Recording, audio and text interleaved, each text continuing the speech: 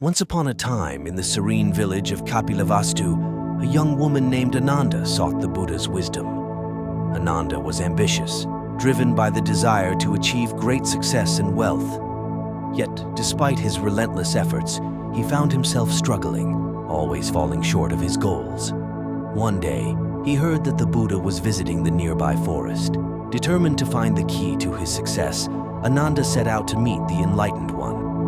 After a long journey, he finally found the Buddha, sitting under a Bodhi tree, surrounded by his disciples.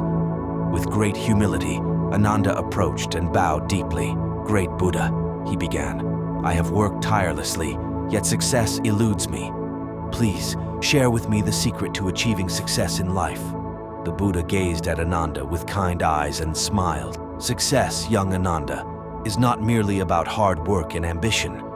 It is about understanding the right path and walking it with mindfulness and compassion. Let me tell you a story." The disciples gathered closer, eager to listen as the Buddha began his tale. Once in a kingdom far away lived a wise king who desired to find a worthy successor. He decided to test his 3 sons by giving each a seemingly impossible task. The first son was given a heavy boulder and instructed to move it to the top of a mountain. The second son was given a vast field of thorns to clear. The third son was given a handful of seeds and asked to cultivate a barren land. The first son used all his strength and might, but he could not move the boulder an inch. Frustrated and exhausted, he gave up. The second son, with determination, tried to clear the field of thorns, but he was constantly pricked and wounded, and the task seemed endless. He, too, abandoned his effort. The third son, however, took a different approach. Instead of trying to force the seeds to grow in the barren land, he sought the help of villagers. He shared his seeds with them and taught them the importance of nurturing the soil and planting with care.